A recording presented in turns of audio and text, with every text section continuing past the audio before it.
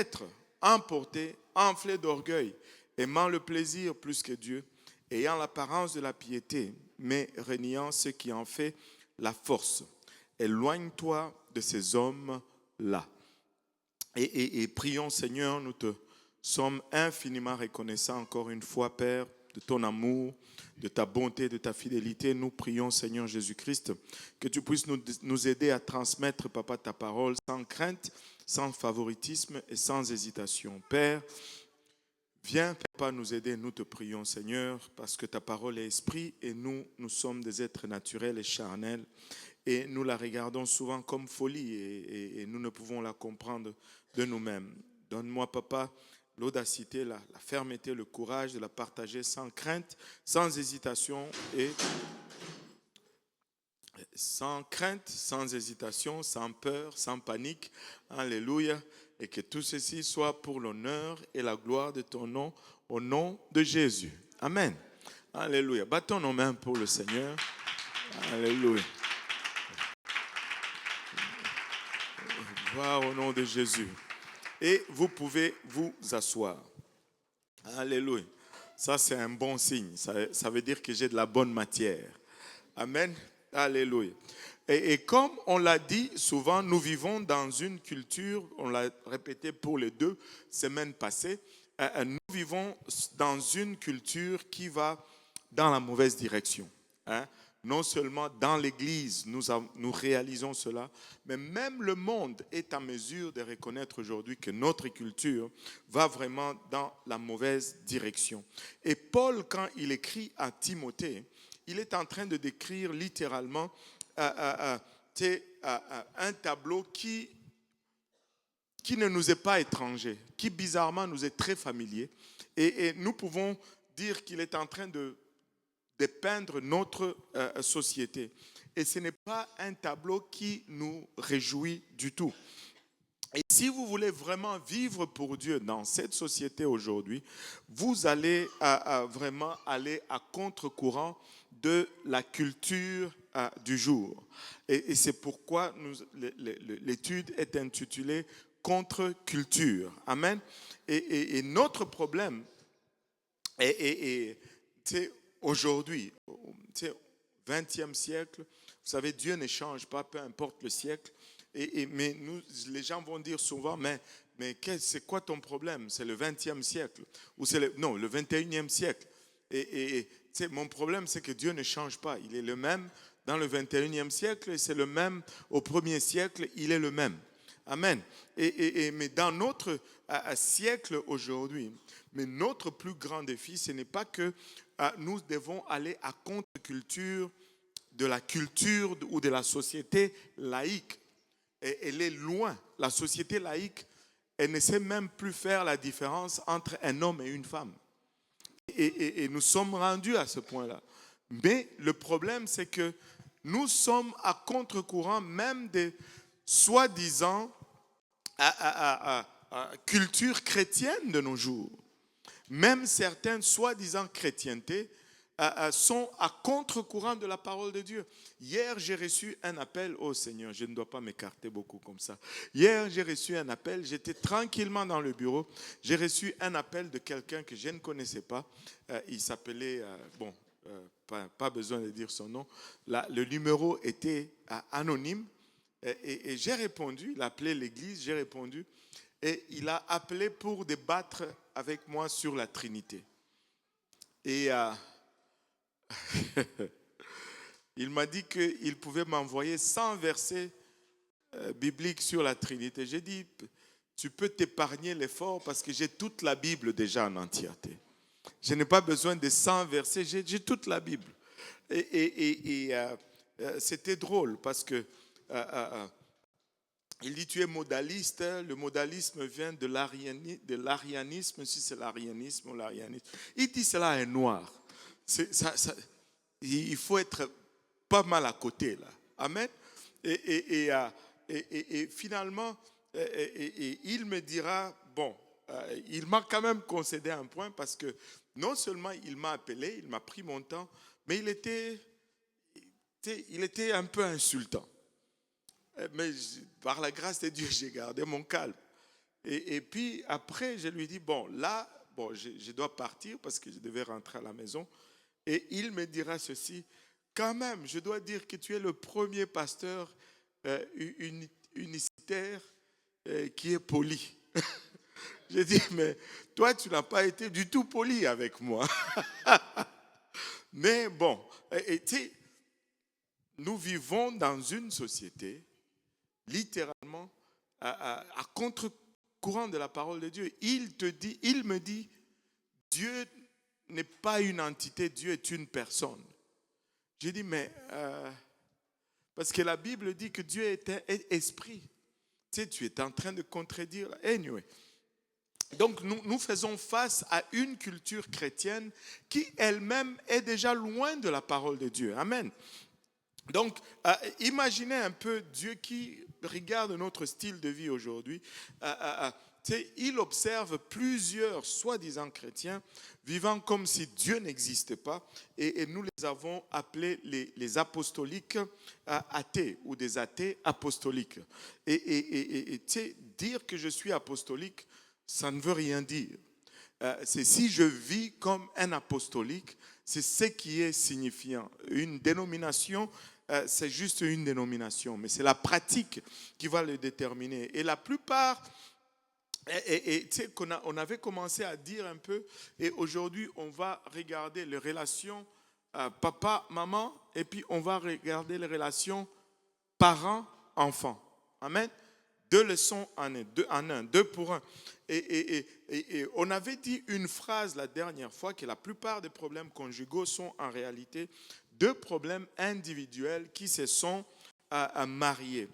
Et on va apporter des problèmes non résolus dans le mariage. Mais si 2 personnes apportent chacun des problèmes non résolus, ben ça fait le double de problèmes non résolus. Bon, je vais poser d'abord une question. Je vais identifier ceux que je vais frapper. Amen. Combien sont mariés ici? Alléluia. Donc, il y a plusieurs gens que je peux frapper quand même. Alléluia. C'est bon. Bon, combien voudraient être mariés ici? Bon, donc nous pouvons tous apprendre quelque chose. Amen. Alléluia. Alléluia. Bon, laissez-moi poser une autre question qui va vous sembler un peu bizarre ou étrange. Maintenant, marié ou non? Marié ou non? Combien d'entre vous ont l'intention de commettre l'adultère? Il n'y a personne. Et certes, personne n'a jamais l'intention de commettre l'adultère. Amen. Alléluia. Exode 20, verset 14 nous dit, tu ne commettras point d'adultère. Mais regardez un peu les statistiques. C'est un journal chrétien qui affirme que 65% d'hommes et 55% de femmes commettent l'adultère avant l'âge de 40 ans. Et malheureusement, ça, ce sont les statistiques d'il y a 10 ans. Mais plus on avance, plus les choses ne s'améliorent pas. Tu sais, nous allons laisser notre culture nous changer au lieu d'avoir un impact sur notre culture. Dieu nous appelle à changer la culture et non laisser la culture nous changer. Quand nous venons à Dieu, nous délaissons notre culture pour suivre ce que Dieu demande. Amen. Et c'est pourquoi toutes les questions vraiment de la parole de Dieu, des commandements de Dieu, n'adressent pas la culture, mais adressent la nature. Ça va remonter toujours à la nature au lieu de la culture. Donc, que tu sois canadien, que tu sois américain, que tu sois haïtien, congolais, la parole de Dieu s'applique de la même façon à nos vies.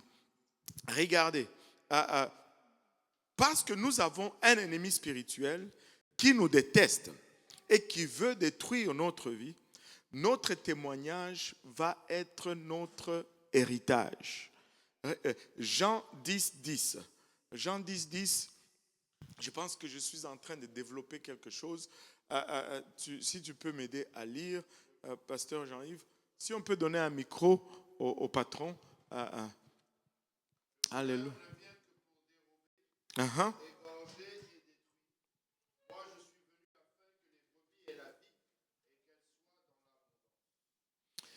Le voleur ne vient que pour dérober, égorger et détruire. Moi, je suis venu afin que les brebis aient la vie et qu'elles soient dans l'abondance. Le diable se moque de votre bonheur. Il s'en fout que vous soyez heureux ou pas. Le diable se moque de votre mariage. Le diable se moque de votre vie. Et même si vous pensez qu'en observant notre culture, notre culture, si on est honnête, notre culture est très obsédée par le sexe. En réalité, cela est égal au diable. Avez-vous remarqué même comment, même pour la publicité d'une voiture, on va utiliser le sexe. La publicité des vêtements, on va utiliser le sexe. Publicité, tout, de la bière, du sport. Et ce n'est pas un hasard. Tout ce qui intéresse le diable, c'est que vous poussez, c'est de vous pousser plutôt à enfreindre ou à violer le commandement de Dieu. C'est tout ce que le diable veut, que vous péchez, qu'il puisse vous condamner. C'est pourquoi il s'attaque au mariage avant et après que vous soyez mariés. Il va essayer de détruire le mariage avant même que le mariage ne commence. Allô? Avez-vous déjà réfléchi un peu à cette ironie? Lorsque vous êtes célibataire, le diable va vous inciter constamment à avoir de relations sexuelles en dehors du mariage. Puis, lorsque vous vous mariez, il s'attaque à votre relation intime afin que vous n'ayez pas de relations sexuelles. C'est qu'il voulait vous donner à gogo avant, mais quand vous êtes maintenant dans la position de l'avoir, non, il ne veut plus vous en donner. Amen. Alléluia. Mais enfin, ne me regardez pas comme ça, c'est déjà assez difficile à enseigner comme ça. Amen. Détendez-vous un peu. Alléluia. Et là, vous vous dites, mais comment est-ce qu'on peut enseigner une telle chose à l'église? Laissez-moi vous dire ceci. On a laissé toute la place au diable. Et il a enseigné ses mensonges et ses faussetés. Et il a induit plusieurs en erreur. C'est Dieu qui a créé le sexe. Et c'est Dieu qui a la meilleure façon, le meilleur modèle de le faire. Amen. Alléluia. Donc, aidez-moi un peu. Déjà, c'est très difficile, mais aidez-moi un peu. Amen. Détendez-vous un peu. Alléluia. Donc, c'est clair que ce qui intéresse le diable, ce n'est pas vraiment le sexe, mais c'est le fait de vous pousser à violer les lois de Dieu. Amen. Alléluia. Et quand vous violez les lois de Dieu, vous n'êtes plus en position de jouir de sa grâce et de sa miséricorde. Vous savez, le mot adultère vient de la même racine, d'une racine qui signifie contaminer ou rendre impur. Bon, j'ai regardé un peu, le mot hébreu, c'est lo nahaf. ce qui signifie aussi amener dans un état apostate. Tu sais, apostasie signifie tout simplement abandonner les principes et les promesses de Dieu. Regardez Colossiens 8, plutôt Colossiens 3, verset 5. Faites donc mourir les membres qui sont sur la terre, l'impudicité, l'impureté, les passions, les mauvais désirs et la cupidité qui est une idolâtrie. Waouh! Faites donc mourir les membres qui sont sur les membres qui sont sur la terre. Et regardez les membres qui sont sur la terre, l'impudicité, l'impureté, les passions, les mauvais désirs et la cupidité qui est une idolâtrie. Et le péché sexuel,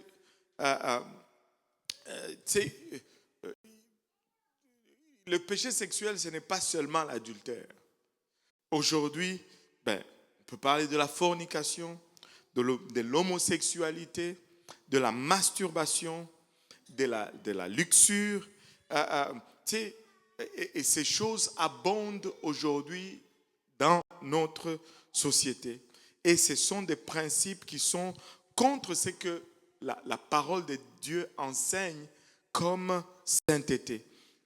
Hébreux 13, verset 4, nous lisons ce verset à chaque mariage. Hébreux 13, verset 4. Que le mariage soit honoré de tous et le lit conjugal exempt de souillure, car Dieu jugera les impudiques et les adultères. Et Dieu va juger les débauchés et les adultères. Maintenant, on va lire un long passage et puis on va parler un peu du mariage. On va lire Éphésiens 5, 15 à 33. Éphésiens 5, 15 à 33. Prenez donc garde de vous conduire avec circonspection, non comme des insensés, mais comme des sages. Rachetez le temps. Fais un peu une pause. Vous savez, il dit prenez donc garde de vous conduire avec circonspection. Comment est-ce qu'on marche avec circonspection?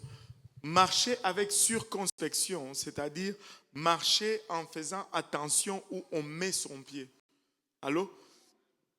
Tu marches, tu regardes où tu mets ton pied, tu sautes les caca des chiens, le caca des chats. Tu sais, quand tu marches, c'est une chose. Quand je suis arrivé, je pense que ce n'était plus la même chose dernièrement quand je suis allé là-bas. Mais en 91, quand j'étais en Italie, vous savez, le chien, il faisait caca partout. Ici, par la loi, quand un chien fait caca, tu dois ramasser, n'est-ce pas? Hein?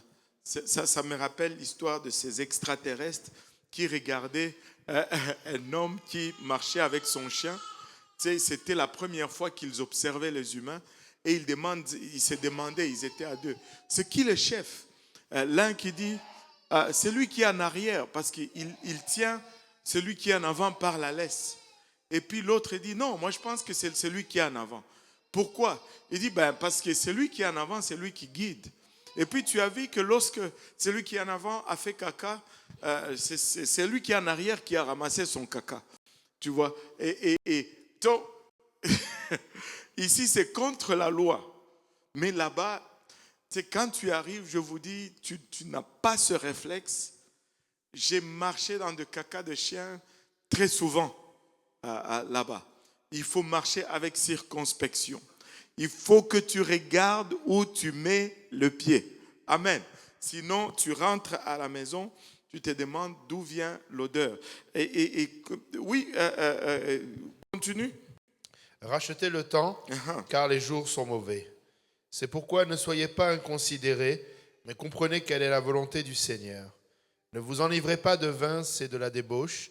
Soyez, au contraire, remplis de l'esprit. Entretenez-vous par des psaumes, par des hymnes et par des cantiques spirituels, chantant et célébrant de tout votre cœur les louanges du Seigneur. Rendez continuellement grâce pour toutes choses à Dieu le Père, au nom de notre Seigneur Jésus-Christ. vous soumettant les uns aux autres dans la crainte de Christ.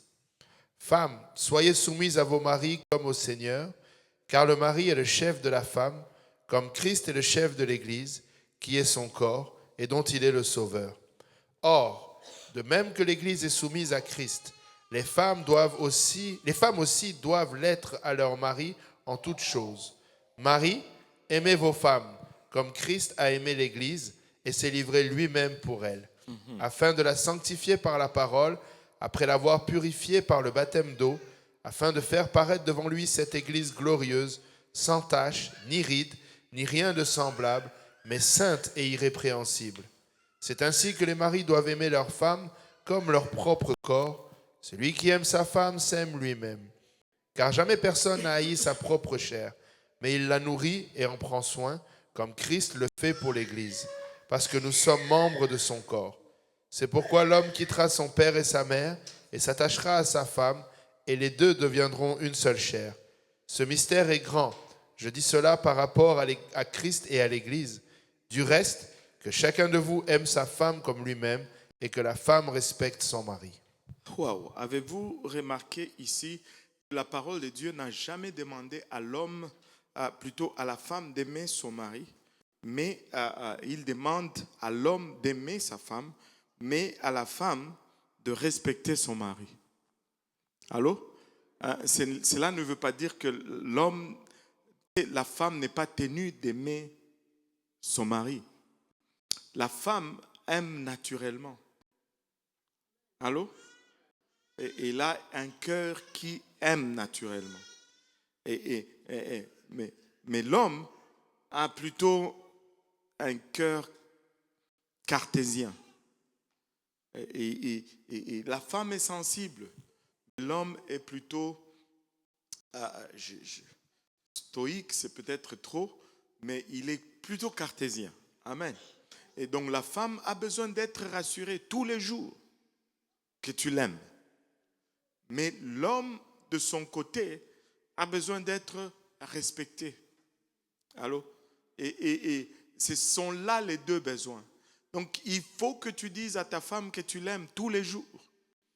Et certains jours, tu dois le dire plus qu'une fois pour que ça marche. Amen.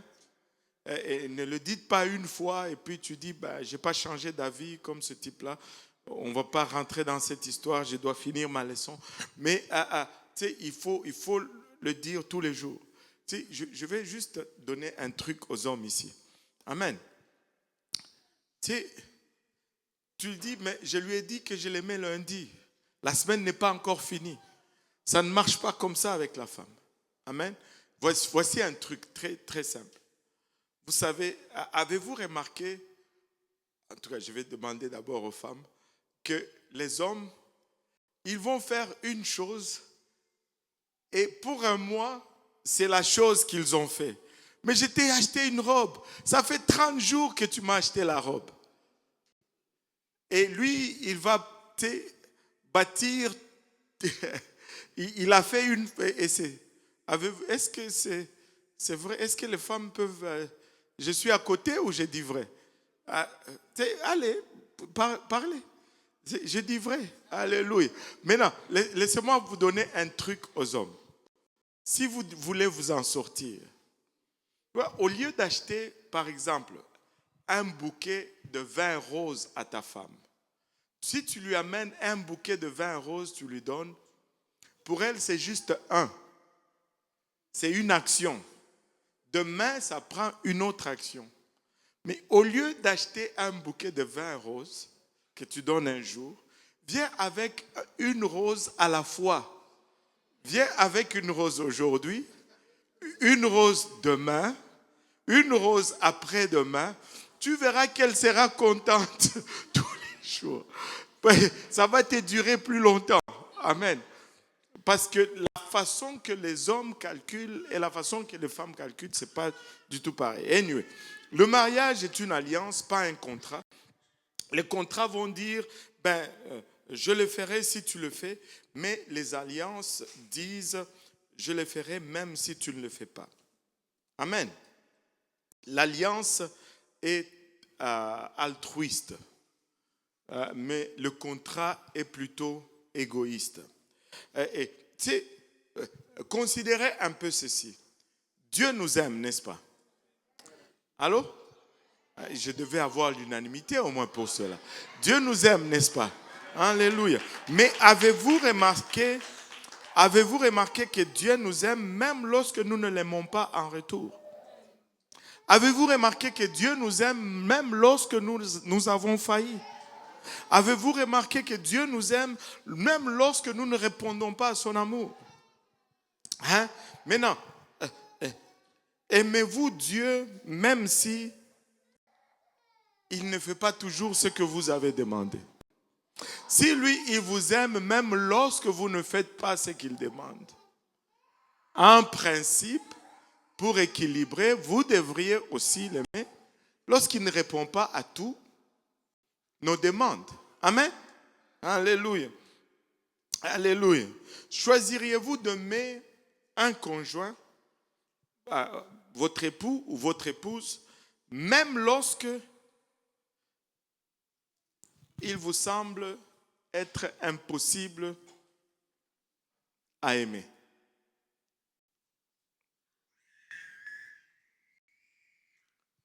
C'est difficile, hein? Et nous pouvons, c'est facile, nous pouvons répondre par la façon humaine. Mais regardons plutôt ce que la parole de Dieu nous conseille. Amen. Allô? Hein? Ne me regarde pas, je n'enseigne pas ceci comme si moi j'ai coché toutes les boîtes. Non, non. Moi aussi j'ai des cases à cocher encore. Amen. Alléluia. Donc, prenons l'enseignement tous ensemble. Romains 5, 8. Mais Dieu prouve son amour envers nous en ce que, lorsque nous étions encore des pécheurs, Christ est mort pour nous. Lorsque nous étions encore pécheurs, Dieu a montré son amour vis-à-vis de nous. Lorsque nous ne l'aimions même pas, nous faisions nos propres choses, Dieu a montré son amour vis-à-vis de nous. Mais moi, j'ai toujours posé cette question, mais combien d'avantages aujourd'hui, alors que nous essayons dans nos faibles tentatives de lui être fidèles, combien d'avantages il va nous aimer encore? Il va nous aimer encore.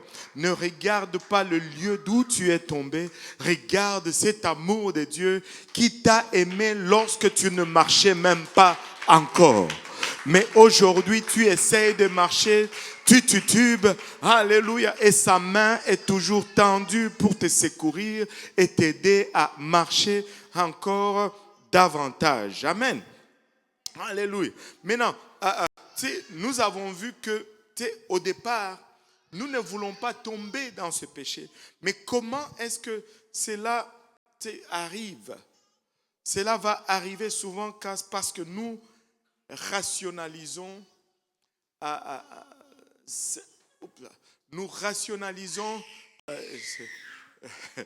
il y a des actions qui se passent en arrière qui font peur. Alléluia. Mais lorsque nous rationalisons certaines choses, certaines étapes, il va y avoir des lignes. Mais lorsque nous traversons des lignes une après l'autre, mais nous allons nous retrouver dans une situation que nous n'avons pas voulu nous retrouver. Voici certains points à tenir compte. Amen. On va regarder 5 points. 5 points.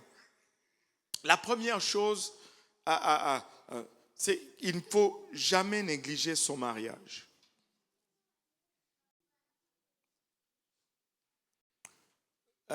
C'est quand on ne donne plus le meilleur de soi-même à la maison, on néglige le mariage.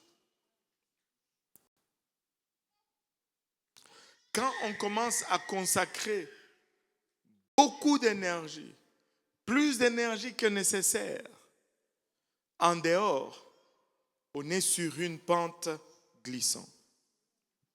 Et éviter de rationaliser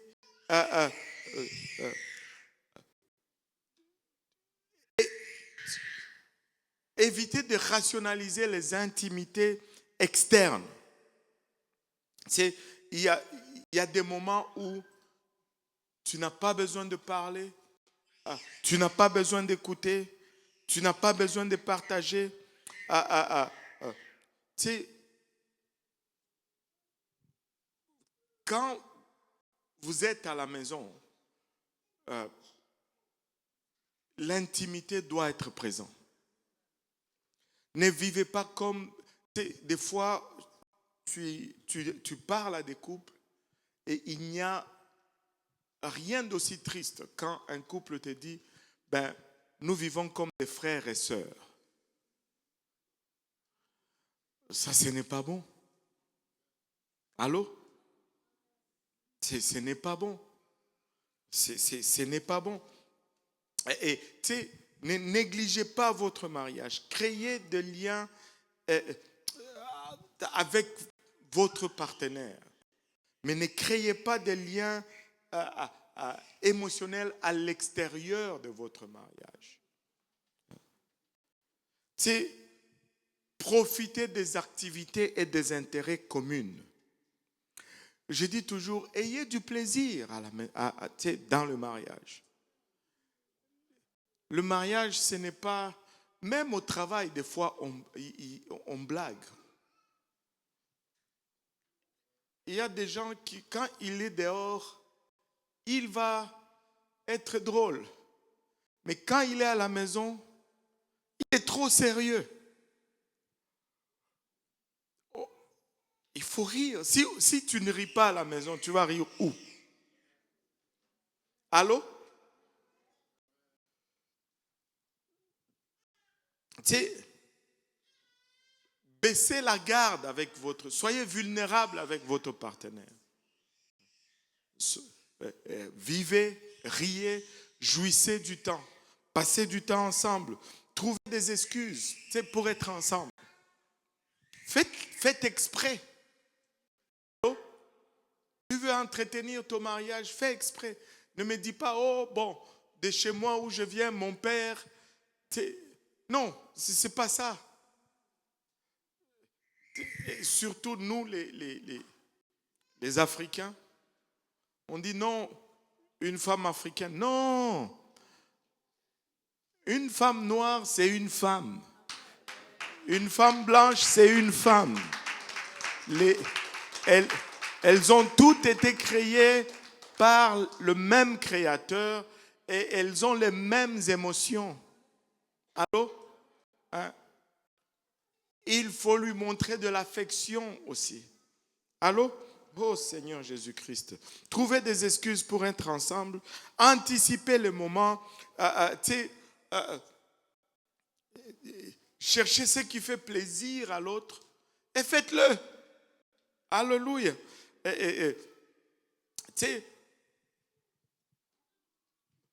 Bon,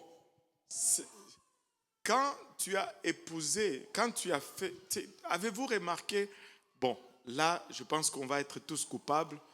Où est le frère Boaz? Ah, il a fui. Ok. Là, je pense qu'on va être tous coupables. Avez-vous remarqué combien, avant le mariage, tu ouvrais la porte à ta fiancée? Mais maintenant que vous êtes mariés, sœur Kélia, ne ris pas trop fort parce que maintenant, c'est quand la dernière fois que tu as ouvert la porte, le patron boit de l'eau. Hein, pour que... C'est quand... Je ne peux pas demander à la sœur Solange, amen. C'est quand... Oh Seigneur. Mais avant... Aïe, aïe, aïe. Aïe, aïe, aïe, aïe. Tu sais, flirter encore. Allô? Alléluia.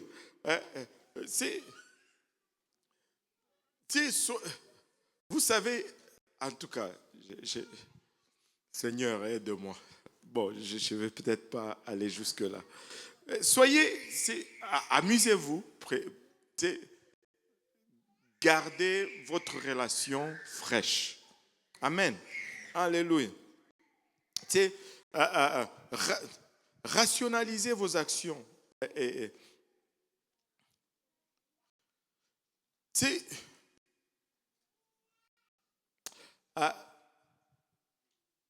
nous avons des personnalités différentes. Tu dois chercher ce que l'autre aime et l'autre doit chercher aussi ce que... Tu sais, d'habitude, on a tendance à donner ce qu'on aime. Allô? On pense que si j'aime quelque chose, alors tout le monde va aimer. C'est ça notre instinct de réflexion. Mais ne donnez pas ce que vous aimez, mais cherchez plutôt ce que l'autre aime pour le lui donner. Et l'autre va aussi chercher ce que vous aimez pour vous le donner. Il ne faut pas continuer à se mentir soi-même jusqu'au moment où vous tombez dans le péché. Il ne faut pas se dire, oh, moi je ne vais jamais faire cela. Non, la chair reste chair et tu n'es pas à l'abri. Donc, si tu accordes de l'importance à ton mariage, il faut te regarder dans le miroir et faire ce qu'il y a besoin de faire. Il faut réduire le risque. Regardez Proverbe 5, versets 8 à 10. Proverbe 5, 8 à 10. Éloigne-toi du chemin qui conduit chez elle et ne t'approche pas de la porte de sa maison, de peur que tu ne livres ta vigueur à d'autres et tes années à un homme cruel, de peur que des étrangers ne se rassasient de ton bien et du produit de ton travail dans la maison d'autrui. Wow. Il dit, éloigne-toi du chemin qui conduit chez elle. Et ça, il parlait d'une femme étrangère. Et ne t'approche pas de la porte de sa maison, de peur que tu ne livres ta vigueur à d'autres et tes années à un homme cruel, de peur que des étrangers ne se rassasient de ton bien et du produit de ton travail dans la maison d'autrui. En d'autres termes, ne va pas investir ailleurs.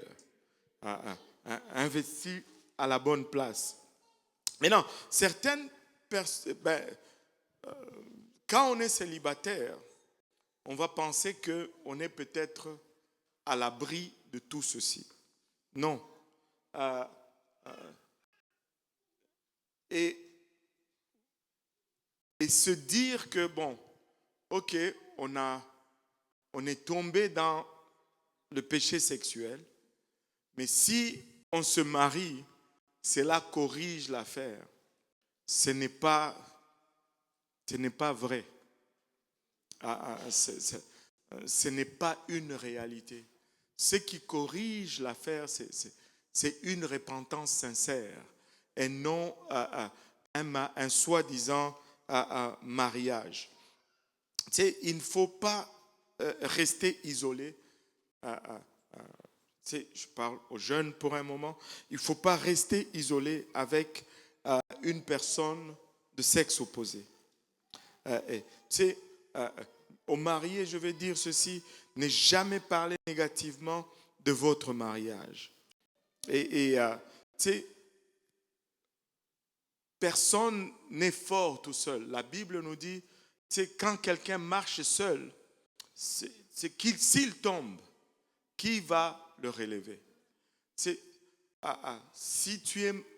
vous êtes un couple et ayez des relations, ayez des acquaintances avec des couples qui sont solides, qui vont vous servir d'exemple. Entourez-vous des mariages solides et évitez les situations et des communications inappropriées. Jacques 1, 14 à 15 nous dit ceci. Jacques 1, 14 à 15 nous dit ceci. Oh là là. Attends, file. Et chacun est tenté quand il est attiré et amorcé par sa propre convoitise. Puis la convoitise, lorsqu'elle a conçu, enfante le péché, et le péché étant consommé, produit la mort. Waouh. Tu sais, il dit, chacun est tenté quand il est attiré et amorcé par sa propre convoitise. Puis la convoitise, lorsqu'elle est conçue, enfante le péché et le péché engendre la mort. Vous savez, investissez avec passion dans votre mariage. Investissez avec passion dans votre mariage. Tu sais, un des anciens a dit ceci. Et chaque fois que tu vois que la pelouse du voisin semble plus verte, arrose ta pelouse. Allô? Arrose ta cour. Hein? Arrose ta cour. Tu sais, Proverbe 5, verset 15 à 20.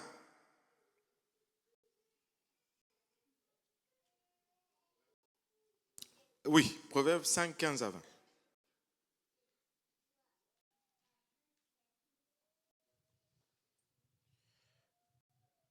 Bois les eaux de ta citerne, les eaux qui sortent de ton puits. Tes sources doivent-elles se répandre au dehors? Tes ruisseaux doivent-ils couler sur les places publiques? Qu'ils soient pour toi seul et non pour des étrangers avec toi. Que ta source soit bénie et fais ta joie de la femme de ta jeunesse. Biche des amours, gazelle pleine de grâce, sois en tout temps enivré de ses charmes, sans cesse épris de son amour. Et pourquoi, mon fils, serais-tu épris d'une étrangère et embrasserais-tu le sein d'une inconnue? Car les voies de l'homme sont devant les yeux de l'Éternel, qui observe tous ses sentiers.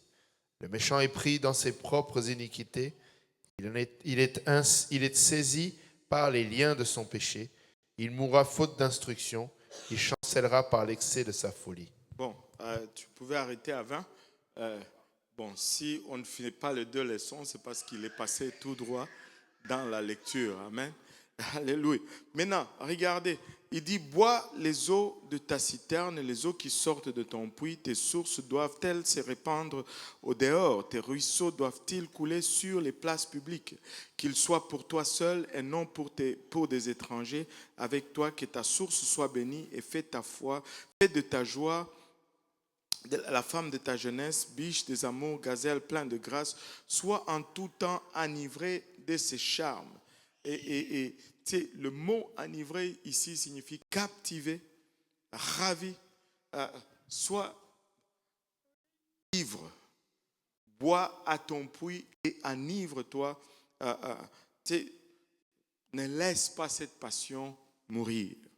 Entretiens cette passion. Et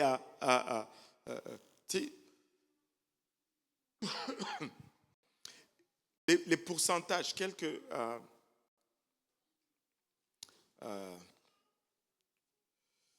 ça,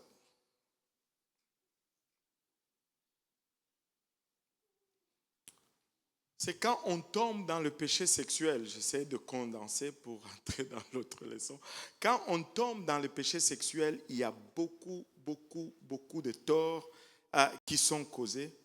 Il y a la première place où tu causes le tort, c'est ta relation avec Dieu.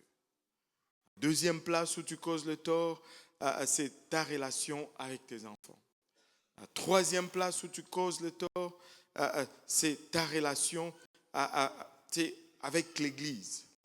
Et la quatrième place, c'est le témoignage. On ne peut pas aller sur ces chemins. Entretenez votre mariage. Mettez toutes les ressources nécessaires. N'attendez pas quand c'est trop tard. Mettez toutes les ressources nécessaires pour marcher droit et ne pas tomber dans le piège. Et remettez votre vie spirituelle sur les rails. Plongez-vous dans la parole de Dieu. Il n'y a rien que la parole de Dieu ne puisse restaurer. La parole de Dieu restaure tout. Regardez Psaume 119, verset 9. Psaume 119, verset 9.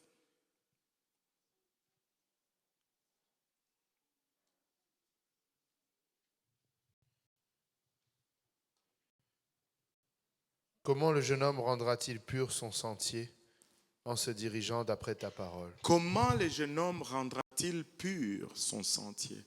Comment rendre encore pur mon sentier?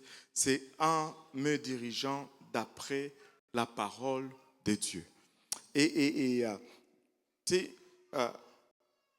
On va lire juste encore un autre verset, 1 Corinthiens 10, 12 et 13.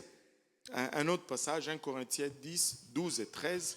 Ainsi donc, que celui qui croit être debout prenne garde de tomber. Aucune tentation ne vous est survenue qui n'ait été humaine, et Dieu, qui est fidèle, ne permettra pas que vous soyez tentés au-delà de vos forces. Mais avec la tentation, il préparera aussi le moyen d'en sortir, afin que vous puissiez la supporter. Avec la tentation, il préparera aussi un moyen d'en sortir. Dieu a sa main sur toi. Et il y a une bonne nouvelle. Et la bonne nouvelle, c'est que même lorsque nous sommes infidèles, Dieu reste toujours fidèle. Alléluia. Dieu reste toujours fidèle. Alléluia. Dieu reste toujours un Dieu fidèle. Et quand nous allons au-delà de cette relation parentale, et si nous travaillons sur la relation parentale, nous créons un cadre là où les enfants vont évoluer. Mais les enfants vont aussi amener un autre défi. Amen. Qui a des enfants ici? Alléluia. Qui sait que les enfants...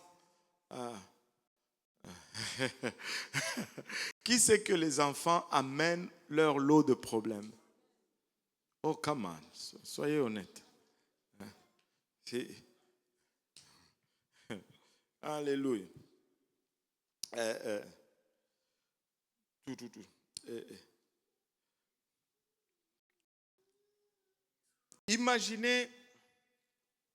Imaginez-vous un peu en tant qu'enfant, dire que vous êtes chrétien, mais que votre rapport avec vos parents n'est pas bien.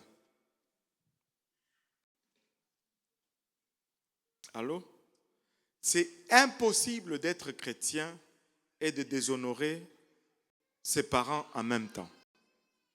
Parce que la parole de Dieu est écrite de sorte que les deux ne marchent pas ensemble. La Bible nous demande d'honorer nos parents, même si des fois, le fait de devenir chrétien peut en réalité diviser la famille.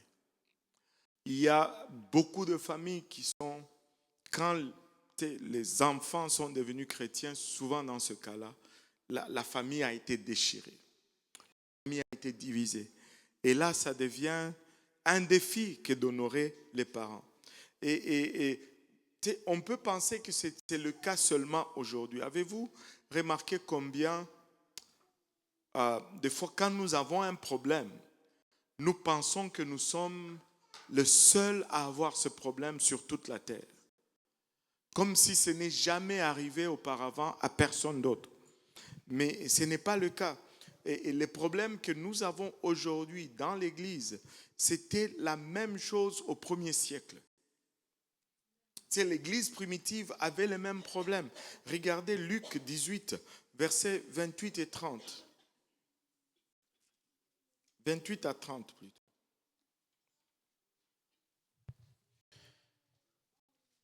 Pierre dit alors, « Voici, nous avons tout quitté et nous t'avons suivi. » Et Jésus leur dit, « Je vous le dis en vérité, il n'est personne qui, ayant quitté, à cause du royaume de Dieu, sa maison, ou sa femme, ou ses frères, ou ses parents, ou ses enfants, ne reçoive beaucoup plus dans ce siècle-ci et dans le siècle à venir, la vie éternelle. » Waouh! Donc, Je ne sais pas si vous avez déjà regardé ces versets dans ce sens. Pierre est en train de dire, Seigneur, parce que nous t'avons suivi, nous avons perdu nos familles. Pour certains d'entre eux, c'était même leurs ressources financières qui étaient perdues parce qu'ils travaillaient dans des business familiales. Et suivre ces Jésus qui était rejeté par le temple créait une tension dans la famille au point où ces jeunes apôtres étaient rejetés. Ils étaient tous jeunes. On a déjà vu cela. Les autres, Pierre était probablement le plus âgé. Il avait peut-être un peu plus de 20 ans. Mais tous les autres avaient 15 ans, 16 ans. Et ils ont été mis dehors de chez eux parce qu'ils ont suivi un rabbin lunatique, soi-disant. Un rabbin rejeté par le temple. Et donc, ce ne sont pas des choses qui sont propres à nous. C'était déjà là à l'époque. Regardez Luc 21, 16, 17. Vous serez livrés même par vos parents, par vos frères, par vos proches et par vos amis, et ils feront mourir plusieurs d'entre vous. Vous serez haïs de tous à cause de mon nom. Donc, ces choses ne sont pas propres à nous. C'était pour eux aussi. C'est pas nouveau. Amen. Donc, regarde ton voisin, dis-lui, bon, ce n'est pas nouveau. Hein? Ils ont commencé à souffrir depuis, à cause du nom de Jésus. Amen. Et maintenant, pourquoi Satan s'en prend-il à la famille? Et nous avons partagé tout ceci parce que Satan s'attaque beaucoup à la famille. Sa première cible, c'est la famille. Maintenant, il s'en prend très violemment à la famille parce que la famille, dans le plan de Dieu, joue un rôle extrême. La famille est très importante dans la famille de Dieu. La famille offre un amour inconditionnel et une compagnie à vie à tous ses membres. Quand vous êtes frères et sœurs à vie.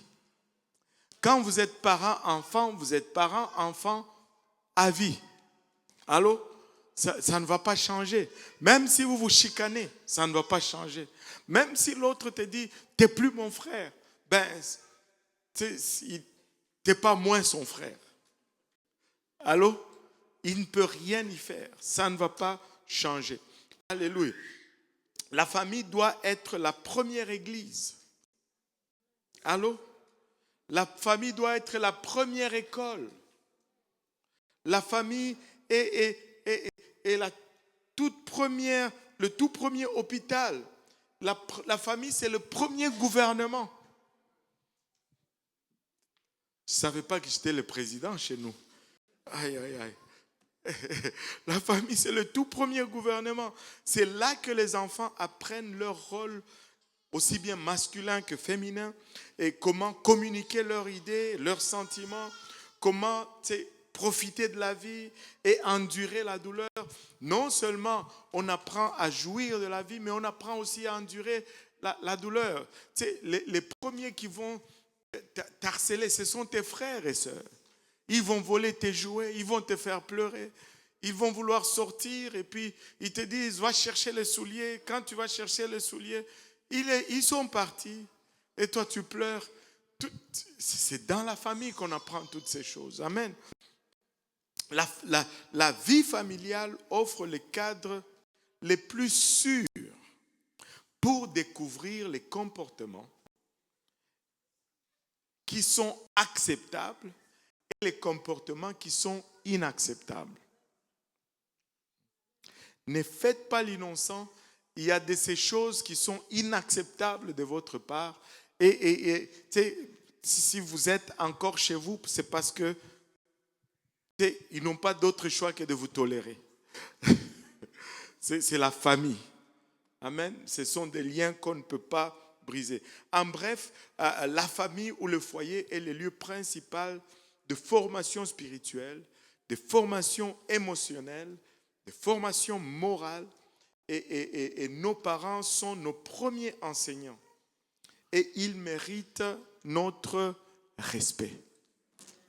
Nous devons respecter nos parents. Allô? Alléluia.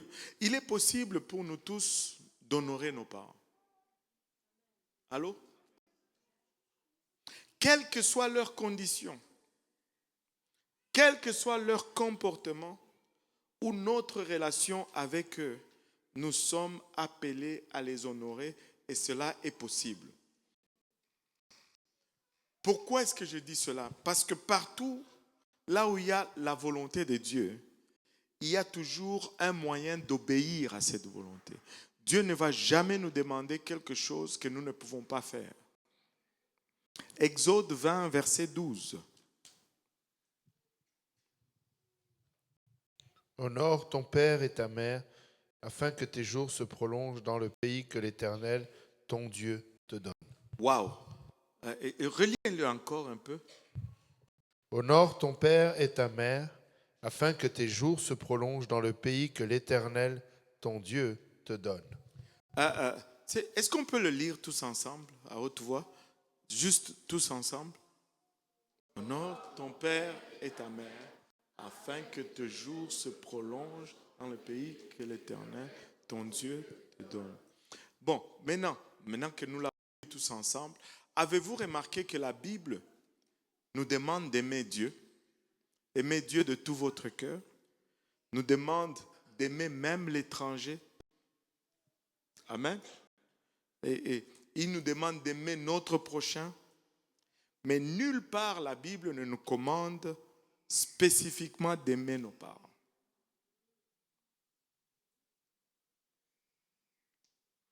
Mais au contraire, la Bible nous dit d'honorer nos parents. Elle ne dit pas aimer vos parents, elle dit honorer vos parents. Waouh! Oui, beaucoup de cela. Maintenant, Dieu, pourquoi la Bible? Voici pourquoi. Tu sais, Dieu, tu sais, les étrangers ou notre prochain, ils ne vont pas avoir les mêmes exigences égoïstes que nos parents ont vis-à-vis de nous. Allô? Avez-vous remarqué comment les parents sont très exigeants? Avez-vous remarqué comment votre oncle est plus gentil que votre père?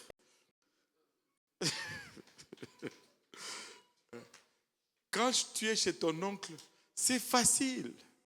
Mais quand tu es chez ton père, ce n'est pas la même chose. Il nous est commandé d'honorer nos parents parce que c'est le meilleur moyen de compenser cette relation parent-enfant qui est souvent tendue et dans lequel l'amour peut être mis à des épreuves intenses. Allô? Allô? Alléluia. Le mot honorer ici ou honneur est traduit du mot kaubad en hébreu qui signifie ajouter du poids, donner du poids. Hein? Donc, prendre du poids, ce n'est pas si mauvais que ça. Ajouter du poids, c'est de l'ancien concept selon lequel que quelque chose de lourd était considéré comme ayant beaucoup de valeur. Et nous devons accorder beaucoup de valeur à nos parents. Alléluia. Il y a les juifs, les rabbins juifs enseignaient que nos parents doivent être honorés parce qu'ils sont partenaires avec Dieu. Dieu est l'auteur de la vie, mais les parents coopèrent avec lui en mettant les enfants au monde. Et dans le Nouveau Testament, où ce commandement est répété, on y arrive. Et le concept d'obéissance et d'honneur sont liés. L'obéissance et l'honneur vont aller un peu de pair. Et si vos parents servent Dieu, vous devez leur obéir. parce que l'obéissance signifie vraiment la soumission. Regardez Éphésiens 6, 1 à 4. Éphésiens 6, 1 à 4. Enfants, obéissez à vos parents, selon le Seigneur, car cela est juste. Honore ton père et ta mère, c'est le premier commandement avec une promesse, afin que tu sois heureux et que tu vives longtemps sur la terre. Et vous, pères, n'irritez pas vos enfants, mais élevez-les en les corrigeant et en les instruisant selon le Seigneur. Waouh! Il dit, enfants, obéissez vos parents selon le Seigneur. Et puis il dit au verset 2, honore ton père et ta mère. L'obéissance et l'honneur vont aller ensemble. Et c'est très facile quand les parents servent le Seigneur. Mais regardez ceci. Ce passage n'a pas parlé seulement aux enfants, ça parlait aussi aux parents. Amen. Le verset 4 nous dit, Père, n'irritez pas vos enfants, mais élevez-les en les corrigeant et en les instruisant selon le Seigneur. Ce n'est pas, il y a une obligation des enfants, mais il y a aussi une obligation de la part des parents. Regardez Colossiens 3, versets 20 et 21.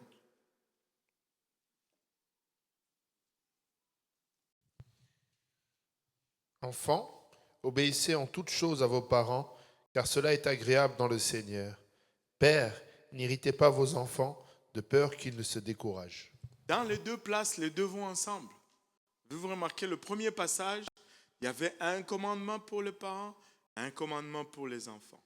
Et je devais faire l'inverse, un commandement pour les enfants, un commandement pour les parents. Et dans le deuxième passage, la même chose. Maintenant, regardez ici, ne pas irriter, ça nous dit, n'irritez pas les enfants. Et les enfants vont prendre cela et courir avec cela, pensant qu'ils ils peuvent maintenant tout faire sans que les parents n'aient le droit de dire quoi que ce soit. Ce n'est pas ça, Junior. Ce n'est pas ça du tout. Alléluia. Ne pas irriter les parents ne signifie pas, ne pas irriter les enfants ne signifie pas ne pas les discipliner. Alléluia. Parce que dans le même passage, il dit, n'irritez pas vos enfants. Et ça, c'est Éphésiens 6, 4. Et vous, pères, n'irritez pas vos enfants, mais élevez-les en les corrigeant et en les instruisant selon le Seigneur. Et tu sais, la discipline est une obligation pour les parents qui aiment. Quand tu aimes, tu vas discipliner, tu vas donner la discipline. Et la discipline nécessite l'instruction la discipline nécessite des renforcements et la discipline nécessite aussi une punition. Tu ne peux pas discipliner juste et puis ça finit dans les parler. Il faut qu'il y ait des punitions et des actions. Tu sais, on vit dans un monde où on te dit, discipliner ton enfant, c'est pas bon. Mais c'est pas bon de ne pas discipliner son enfant. Il faut discipliner un enfant. Un enfant ne s'élève pas avec la philosophie. Tu ne peux pas philosopher avec l'enfant. Déjà, nous-mêmes, nous avons échoué le cours de philosophie. Et nous voulons philosopher avec les enfants. Ça ne marche pas. Ça prend la discipline. Même lorsque les enfants n'aiment pas la discipline, ils doivent obéir. Allô? Ils doivent obéir. Et regardez un peu ces trois proverbes. Proverbe 13, Proverbe 19 et Proverbe 22. On va commencer avec Proverbe 13, verset 24. Qui croit que la Bible, c'est encore la parole de Dieu? Alléluia. Maintenant, regardez Proverbe 13, Proverbe 24. Et Proverbe 13, verset 24. Celui qui ménage sa verge haït son fils, ou hait son fils, mais celui qui l'aime cherche à le corriger. Waouh! Waouh! Ça, c'est la parole de Dieu. Amen. Pasteur Graham a toujours une expression, il dit appliquer la verge de la correction sur le siège de l'ignorance. Et tu sais, si nous, on nous a corrigés quand on était petits. Tu sais, on a toute notre estime personnelle là. Mais je vois plein d'enfants qui ne sont pas corrigés, mais ce sont des voyous. Et c'est grave. Anyway, Proverbe 19, verset 18. J'arrive, je suis en train de réussir. Hein? Vous qui avez peu de foi là, vous voyez maintenant. Châtie ton fils, car il y a encore de l'espérance, mais ne désire point le faire mourir. Ça, c'est fort. Pauvre Eliakim, après une leçon, il ne veut plus retourner à la maison là. Je dis, pasteur, qu'est-ce que tu as fait? Châtie ton fils, car il y a encore de l'espérance. Tu sais, mais ne désire point le faire mourir. En d'autres termes, n'en veux pas à ton enfant. C'est fais-le parce que tu as de l'espoir pour le redresser. Mais quand ça devient juste un déversement de colère, ce n'est plus efficace. Amen. Proverbe 22, verset 15. Ça, j'aime celui-ci. Ça, c'est vraiment, elle est bonne, celle-là. Proverbe 22, verset 15. La folie est attachée au cœur de l'enfant. La verge de la correction l'éloignera de lui.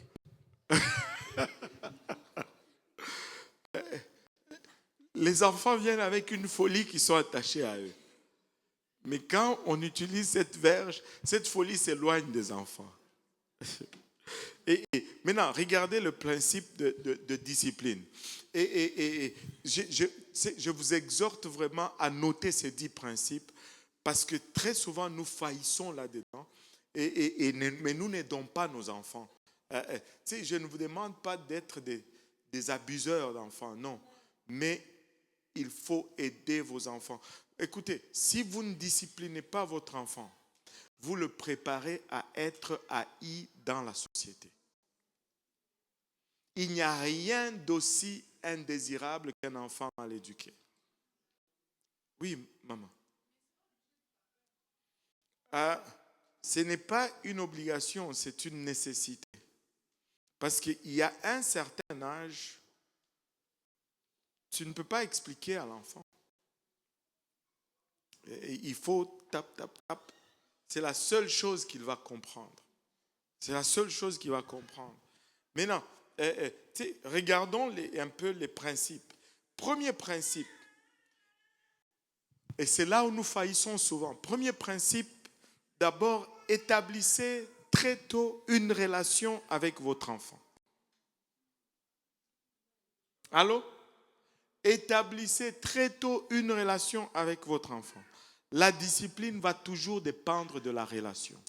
Quand il y a une bonne relation, tu peux discipliner. Avez-vous déjà vu les enfants qui ont une bonne relation avec leurs parents, même avec quiconque, tu le disciplines, il pleure mais il vient vers toi. Parce qu'il y a une relation là. Amen. Mais si tu le disciplines, il fuit. C'est que tu as manqué quelque chose. Allô? Établissez une relation. Premièrement, établissez une relation tôt. Deuxièmement, apprenez à connaître votre enfant. Parce que pour savoir la bonne discipline à appliquer, il faut connaître, tous les enfants ne peuvent pas être disciplinés de la même façon. Mais moi, je peux te donner un exemple. Moi, Sifa, je ne l'ai jamais tapé. Parce que tu pouvais juste parler et puis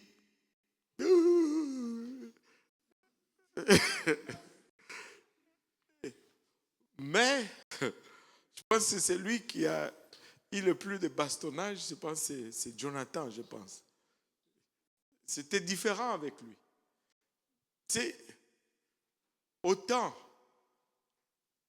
Honnêtement, je pense qu'il est le plus serviable de tous les garçons, et autant il était le plus colérique de tous les garçons. Comme Dieu fait les choses. Amen. Mais une discipline, ça marche toujours. Chez nous, il y avait, notre ancienne cuisine avait un tiroir particulier. C'est là où on mettait nos cuillères, nos cuillères en bois, tout cela. Et quand tu ouvrais ce tiroir, il faisait un bruit en particulier. Et quand il s'amusait, et qu'il n'écoutait pas, et qu'on ouvrait le tiroir, il savait déjà ce qui suivait. Les bruits du tiroir annonçaient déjà la suite. Et quand on ouvrait ce tiroir-là, c'était, on aboutissait à beaucoup de paix très facilement. Apprenez à connaître votre enfant. Il y a de ces enfants qui peuvent jouer tout seuls. Amen. Pour eux, la solitude, ce n'est pas un problème. Ça, c'était Johan. Johan pouvait passer 3 heures dans le sous-sol. Il va prêcher, il va se prêcher à lui-même. Il va chanter, c'était quoi? Michael Smith. Et puis l'autre, c'était qui? Wrap me in your arms. Et il mimiquait tout. Et il pouvait être tout seul. Un enfant comme ça, si tu veux le punir, tu lui dis, va dans ta chambre. Ce n'est pas une punition. Il est bien.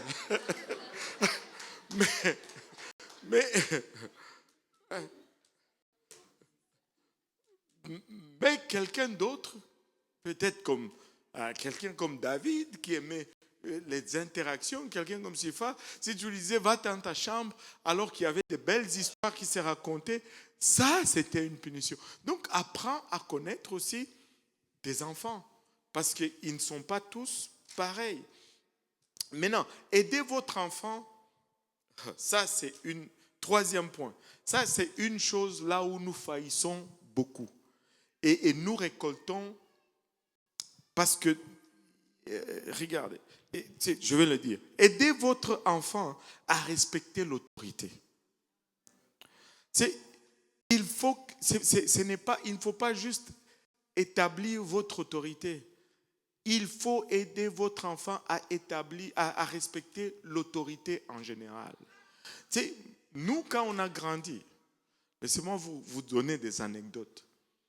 Quand tu étais à l'école et que le prof te chicotait, chez nous, les profs pouvaient te chicoter sérieusement. Là. Quand ils te chicotaient, tu rentrais à la maison, tu cachais les marques de la chicote.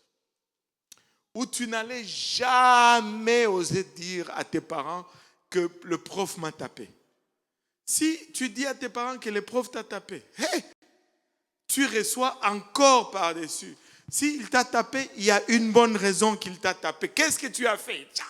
Qu'est-ce que tu as fait? Dis. Et c'était comme ça. Et nous, dans le quartier, on avait peur de tous les grands du quartier. Le grand du quartier te voyait là où, auprès du fleuve, là, de la rivière Lubumbashi, il y a une rivière qui devient le fleuve Congo. Il te voit là-bas.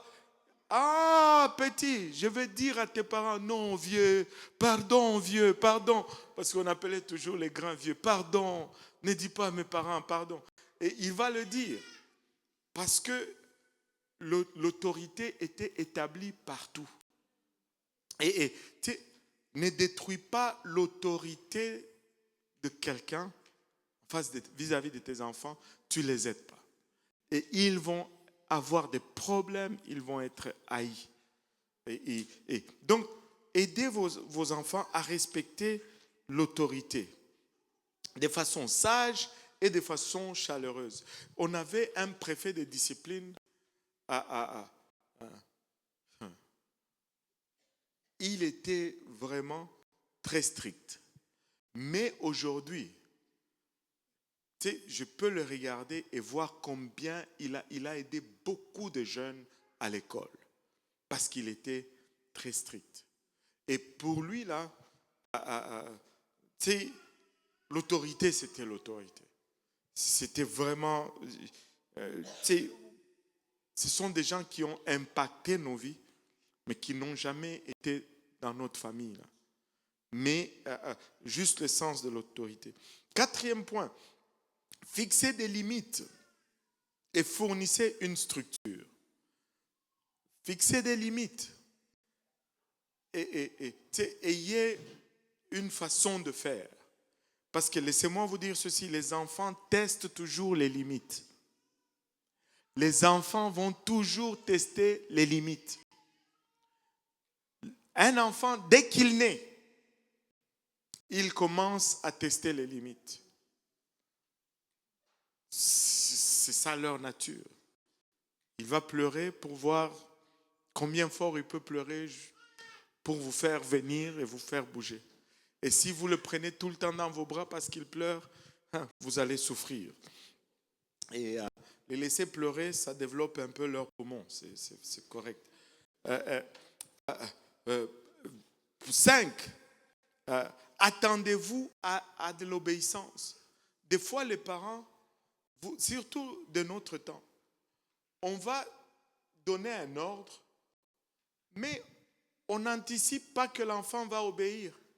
Non, mais, et puis il n'obéit pas, et puis on laisse passer. Et toi, reste ici. Il continue à courir, et puis toi, tu laisses faire. Mais non! Si tu lui as dit de rester là, il faut qu'il vienne et il faut que tu anticipes cette obéissance. Si tu n'anticipes pas cette obéissance, c'est lui qui prend le contrôle. Mais c'est toi qui... Il y a une phrase que les gens disent souvent, il ne faut jamais dire cette phrase. Oh, chez moi, ce sont les enfants qui sont boss. Allah dit, moi je paye les factures, je paye l'hypothèque, je paye la nourriture, et c'est toi qui es boss? Voyons donc. Ça ne marche pas. Les enfants ne sont pas des boss. Ce sont les parents qui sont boss. Attendez-vous à de l'obéissance. Soyez au contrôle. Et donnez l'exemple en matière de discipline. Ça, c'est une autre chose où Dieu doit nous aider. Tu ne peux pas instaurer une discipline que toi-même, tu ne respectes pas. C'est très compliqué. C'est très compliqué. Soyez des exemples en matière de discipline. Pourquoi? Parce que vous êtes les modèles que les enfants vont imiter. Ils vont faire comme vous. Alors,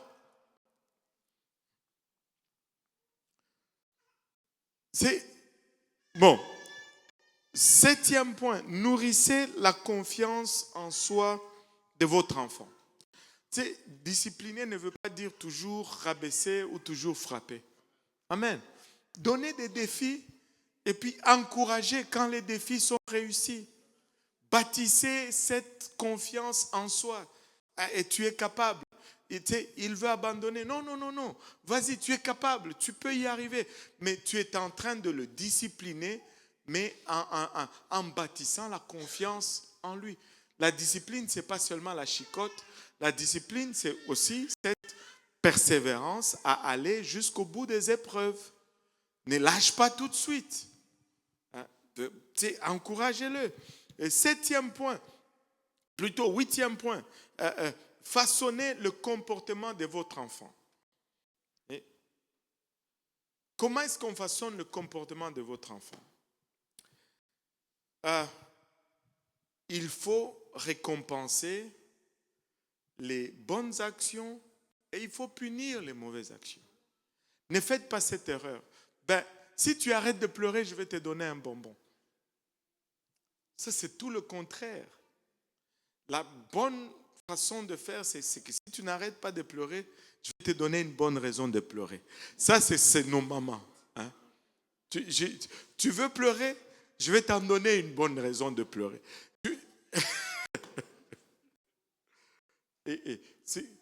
Parce que sinon, demain, quand il va vouloir un bonbon, il va pleurer. Mais là, tu récompenses une mauvaise habitude. Tu vois des enfants au centre d'achat qui... ils se jettent à terre. Maman nankaye.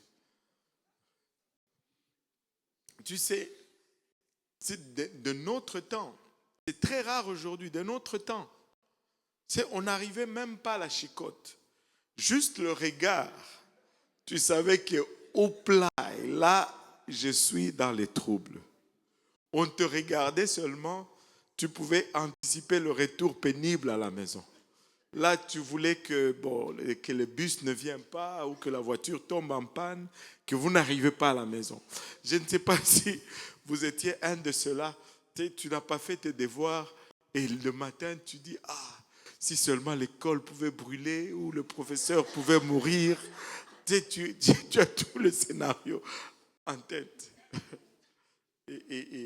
Mais façonnez les bonnes habitudes de vos enfants.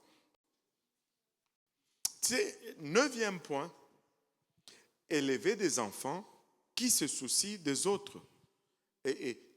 Transmettez l'amour des autres. Ne soyez, quand on est très protecteur pour ses enfants, on ne leur transmet pas l'amour des autres. C'est nous qui devons apprendre à nos enfants d'aimer. Et c'est très important. Ne dites pas, oh non, je dois leur apprendre à se protéger. C'est très contre-productif. C'est très négatif. Parce que tu vas toujours recevoir ce que tu projettes. Et s'il projette l'égoïsme ou l'égocentrisme, c'est ce qu'il va recevoir aussi en retour. Élevons des enfants qui sont compassionnés. Et à 10e et dernier point, parler et écouter. Il faut parler, il faut écouter aussi. Pourquoi est-ce que vous devez parler et vous devez écouter? Parce que vous allez vouloir qu'ils fassent la même chose plus tard. Amen. Donc il faut parler, mais il faut aussi écouter. Et dans le Nouveau Testament, cette correction des parents est comparée à la discipline que le Seigneur impose parfois dans nos vies. Et quand le Seigneur nous corrige, ce n'est pas toujours agréable dans le moment que nous recevons la correction, mais ça produit toujours des résultats qui sont très bénéfiques à plus long terme dans nos vies. Amen. Et parents, lorsque vous disciplinez vos enfants, faites-le de manière cohérente. Ne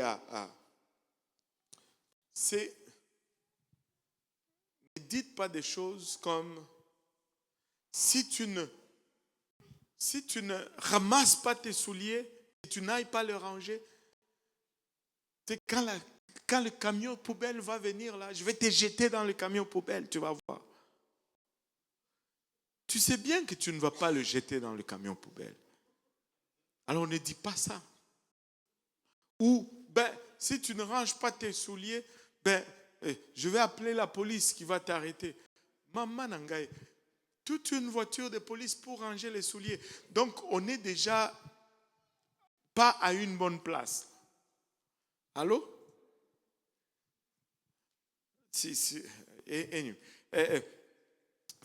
Quand vos punitions sont cohérentes, vous les préparez à comprendre et à se soumettre à la manière dont Dieu va à se soumettre à la manière que quand Dieu va les corriger. Si vous les apprenez à se soumettre à votre correction, quand Dieu va les corriger, ils vont aussi se soumettre à la correction de Dieu et ça va être bénéfique dans leur vie à long terme. Regardez Hébreu. Oh là. Hébreu, allez, on s'en sort. Hébreu 12, 9 à 11. D'ailleurs, puisque nos pères selon la chair nous ont châtiés et que nous les avons respectés, ne devons-nous pas, à bien plus forte raison, nous soumettre au Père des esprits pour avoir la vie? Waouh, c'est clair là. Le châtiment de nos pères charnels nous permet d'apprendre comment nous soumettre au châtiment de Dieu. Oui, verset 10. Nos pères nous châtiaient pour peu de jours, comme ils le trouvaient bon. Mais Dieu nous châtie pour notre bien, afin que nous participions à sa sainteté. Il est vrai que tout châtiment semble d'abord un sujet de tristesse et non de joie, mais il produit plus tard, pour ceux qui ont été ainsi exercés, un fruit paisible de justice. Waouh, un fruit paisible de justice. Mais regardez, je vais dire à tous les enfants qui sont ici, ça c'est nous tous, parce que nous sommes tous enfants de quelqu'un. Amen. À tous les enfants qui sont ici, laissez-moi vous donner un flash news, une grande révélation, une vérité peut-être qui vous a échappé depuis votre naissance jusqu'à aujourd'hui. Voici la grande révélation. Les parents parfaits n'existent pas.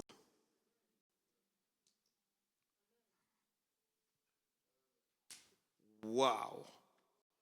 Le parent parfait, là, ça n'existe pas. Mais voici une autre grande révélation, c'est que les enfants parfaits, ça n'existe pas. Vous pensez que vous endurez vos parents, mais vous ne réalisez pas combien vos parents vous endurent. Alléluia. Je vais parler un peu aux jeunes en ce moment. Seul Dieu est un parent parfait. Allô? Il n'y a que Dieu qui est un père parfait, un parent parfait. Nous autres, nous avons tous des faiblesses. Nous avons tous des défauts. Et nous avons tous des incohérences. Amen. Et si mes parents, des fois on va se dire, et il y a des cas malheureux comme ça, et si mes parents étaient violents, ils étaient manipulateurs, ils m'ont négligé, et ils sont indignes d'honneur, qu'est-ce que je fais alors? Est-ce que j'ignore cette douleur et faire comme si tout allait bien? Non, ce n'est pas ce que la Bible te demande de faire. Mais Dieu dit que nous devons honorer le titre de parents. Nous devons honorer leur rôle de parents. Nous devons honorer leur position en tant que parents. Quelle que soit la personnalité qui occupe ce titre ou qui se cache en arrière de cette position, un parent doit être honoré, point final. Pourquoi? Parce que c'est très important, remarquez ceci, parce que la façon dont je me comporte avec mes parents va avoir une incidence sur toutes mes autres relations. Ça va affecter toutes mes autres relations. Si vous ne réglez pas une relation avec les parents, vous allez avoir de la misère dans toutes vos relations. La relation que vous entretenez avec vos parents est le principal facteur déterminant dans votre vie. C'est pourquoi il nous dit, honore ton père et ta mère afin que tu vives longtemps dans le pays que l'Éternel Dieu te donne. Parce que ça va être le facteur le plus déterminant dans ta vie. Votre façon d'interagir avec les autres va se définir pendant que vous vivez chez vos parents. Même aujourd'hui, en tant qu'adulte, lorsque vous agissez d'une manière, des fois que vous ne comprenez pas, ou que vous ne parvenez pas à expliquer, ou c'est souvent parce que vous réagissez encore à vos parents.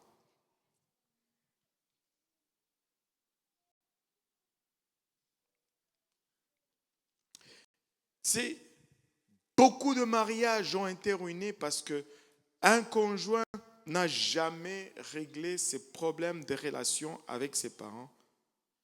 Et il entre dans le mariage comme ça. Au lieu de régler cette relation, il s'en prend à sa femme et à ses enfants. Et c'est eux qui payent. Peu importe qui sont vos parents, ce qu'ils ont fait ou n'ont pas fait, vous pouvez au moins apprécier l'effort et leur sacrifice. Être parent est un travail difficile.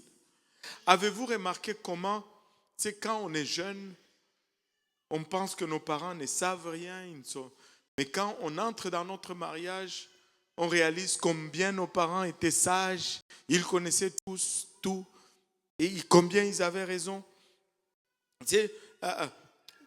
Il faut apprécier au moins l'effort et le sacrifice que les parents ont enduré pour nous. Être parent est un travail difficile qui demande beaucoup de temps et beaucoup d'énergie. Allô? Pensez-vous un peu, regardez un peu votre mère. Elle vous a porté 9 mois dans son ventre.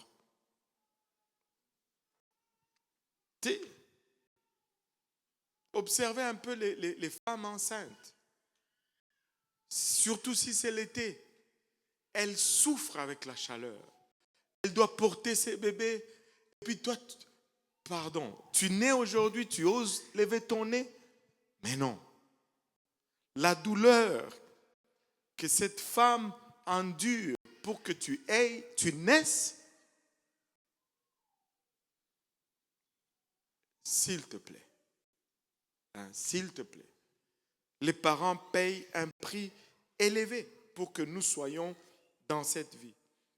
Avez-vous déjà pensé à quel point la vie de vos parents aurait été plus facile si tu n'as pas été là? Ils auraient pu avoir une vie facile, voyager, prendre des vacances. Ils se sont privés pour toi. Et être parent coûte également très cher. C'est quand un couple choisit d'avoir un enfant ou des enfants, il renonce à beaucoup de choses. Il renonce à beaucoup de confort. Il y en a qui sont égoïstes et qui disent nous n'allons pas avoir d'enfants parce que nous voulons jouir de notre vie. Il y en a beaucoup de couples comme ça. Mais vous avez eu la chance d'avoir des parents, si vous êtes là, qui ont dit mais nous on va avoir un enfant. Malgré le coût. Alors, avez-vous déjà pensé à cela? Ça aurait été plus facile pour eux si tu n'étais pas là. Amen. Et regardez, j'ai regardé un peu des statistiques. Ce sont les chiffres de 2024 qui sont sortis dans le journal de Montréal.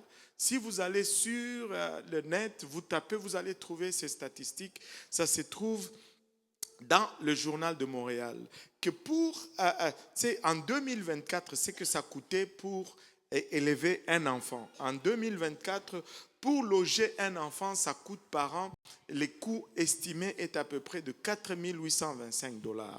Pour son transport, c'est à peu près 3 588 $. Pour l'alimentation, c'est 2 189 $. Et ça dépend de quel enfant tu as. Si c'est Jonathan, ça peut monter un peu plus. Et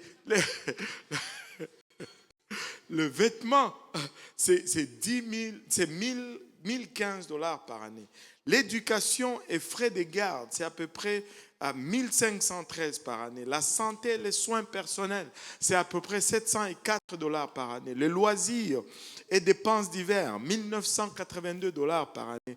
Les pertes en salaire, c'est-à-dire quand il est malade, tu ne vas pas au travail. Quand il y a quelque chose, il faut que tu ailles à la réunion de l'école. 1657 $. Assurance vie, 300 $ par année. Pour un total annuel de 17 772 $ par année. C'est ce que tu coûtes environ à tes parents à chaque année. Pardon? Par enfant.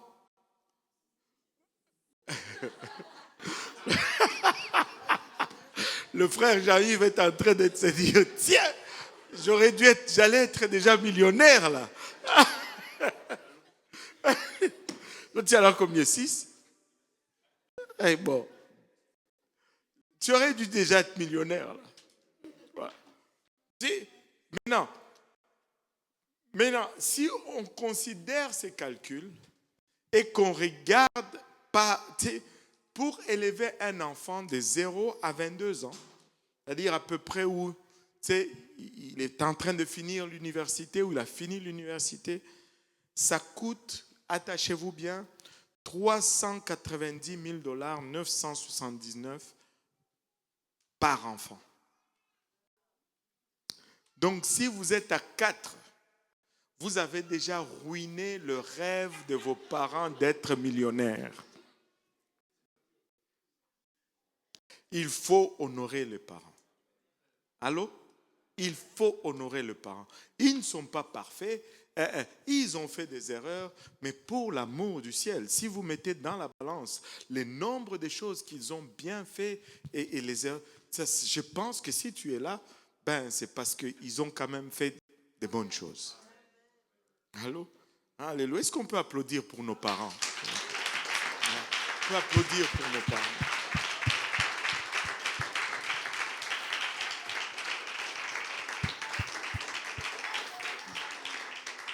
Maintenant, je vais parler un peu aux parents et mon temps est presque révolu, mais je vais y aller vite. Parents, maintenant, investissez-vous et consacrez-vous aussi dans vos enfants. Amen. Et prenez le temps avec les enfants. Tu sais, la responsabilité des enfants, ce n'est pas seulement la responsabilité des mamans. Tu sais, papa, tu dois t'investir aussi dans les enfants. Amen. Au fil de la vie, les parents finissent par devenir des enfants et les enfants deviennent des parents. Tu sais, ça flippe sur nous. Il va arriver à un moment, tu sais, toi tu as pris soin d'eux tout le long. Avez-vous remarqué que au départ, c'est nous qui leur mettons les couches. À la fin, c'est eux qui nous mettent les couches. Hein? Allô? À la fin, c'est eux qui nous mettent les couches. J'ai toujours prié, Seigneur, ne me laisse pas vivre assez longtemps où je commence à porter des couches. Je les ai portées en début de ma vie. Je ne veux pas les porter à la fin de ma vie. Que je meure lorsque je suis encore... Je ne sais pas, Seigneur, pardon. Juste... Mais à la fin, c'est eux qui nous changent les couches. Ça change. Tu sais, et les enfants deviennent les parents. Et c'est là, c'est comme ça que Dieu l'a conçu. Et c'est comme ça que la famille s'équilibre. Vous savez, en tant que parents chrétiens, votre objectif numéro 1 devrait être de vous assurer que vos enfants connaissent le Seigneur dès qu'ils ont l'âge de la compréhension. Ils doivent connaître Dieu. Vous devez former l'environnement de la maison, vos interactions de sorte que vos enfants connaissent Dieu. Ne vous reposez pas tant que votre famille ne sert pas Dieu. C'est prier, intercéder, parler, mais ne vous reposez pas jusqu'à ce que votre famille sert Dieu au complet. Maintenant, je vais entrer dans une zone un peu sensible et je sais que nous n'avons pas eu tous des enfances agréables. Amen. Pour certains d'entre nous, c'est un message douloureux. C'est un message qui fait mal. Parce qu'il est facile d'honorer les parents lorsqu'ils ont été de bonnes personnes pieuses. Mais certains d'entre nous, nous avons eu des parents qui nous ont profondément blessés, qui ont dévasté notre vie. Et beaucoup d'entre nous ont encore des problèmes non résolus avec nos parents. Et là, on développe de la colère, on développe de la méfiance, et on a des difficultés même des fois à se faire des amis parce qu'on n'a pas résolu ces problèmes avec nos parents. Tu sais, souvent, surtout ici dans cette société, on va dire, je suis fâché contre mes parents parce qu'ils ont gâché ma vie ou ils ont voulu contrôler ma vie. Mais l'ironie du sort, c'est que si vous êtes encore aujourd'hui fâché contre vos parents, c'est que vous les laissez encore contrôler votre vie. Allô? C'est que vous les laissez encore contrôler votre vie. Il y a une voie de sortie. Et la voie de sortie, c'est le pardon. Et ça, c'est juste une observation. Je ne l'ai pas marqué. Tout ce que j'ai dit jusqu'à présent, c'est dans mes notes. Mais ce que je vais dire pour le moment n'est pas du tout dans mes notes. Vous savez, j'ai observé beaucoup de jeunes. Ça fait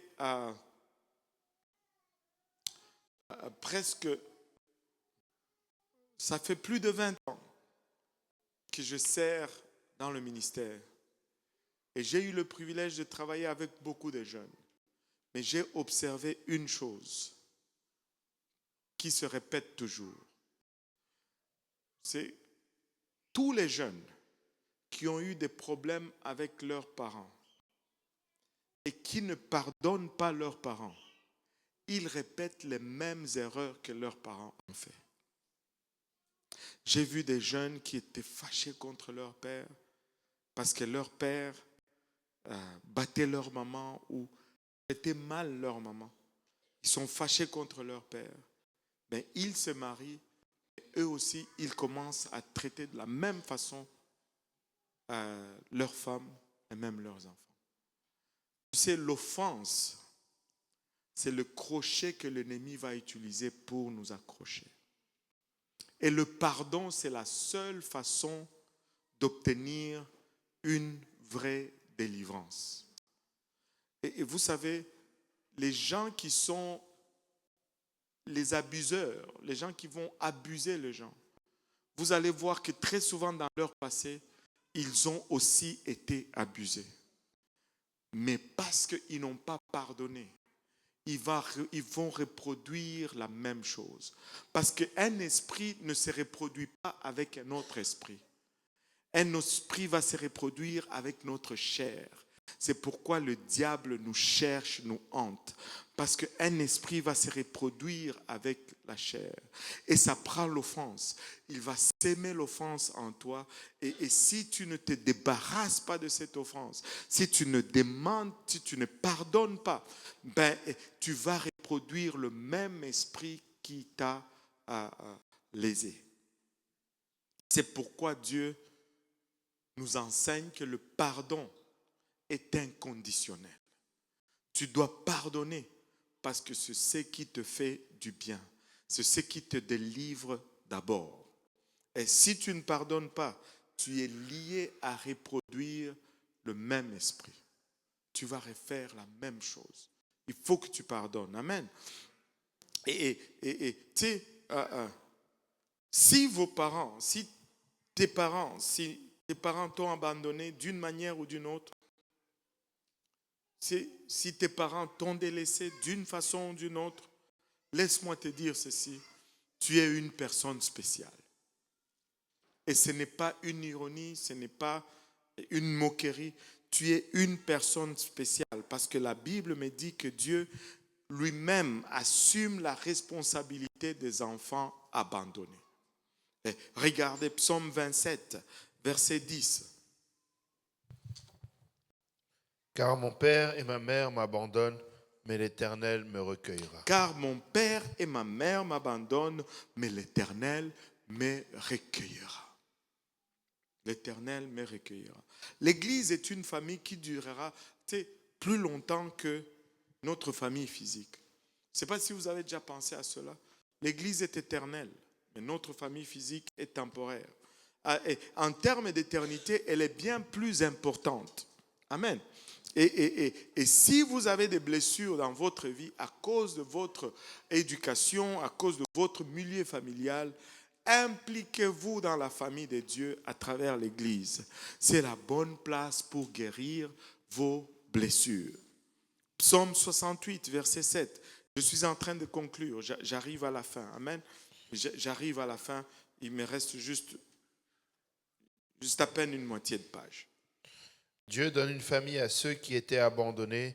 Il délivre les captifs et les rend heureux. Les rebelles seuls habitent dans des lieux arides. Ne vis pas dans la solitude. Il y a une famille ici que Dieu t'a préparée. Lorsque moi et mon épouse sommes venus à Dieu, nous ne sommes pas venus à Dieu parce que nous étions des saints. Nous sommes venus à Dieu parce que nous avions offensé nos familles. Et nos familles nous ont rejetés. Mais quand nous sommes venus à l'Église, l'Église nous a accueillis. L'Église nous a permis de guérir ce qu'il y avait comme blessure. Oui, nous étions fautifs, mais ça nous faisait quand même mal. Mais laissez-moi vous dire, l'Église est un endroit où tu peux être recueilli. Amen. Dieu connaît la douleur que vous ressentez et il peut vous aider à la surmonter. Dieu connaît cette douleur. Amen. Il peut même, des fois, nous vivons beaucoup de douleurs, que ce soit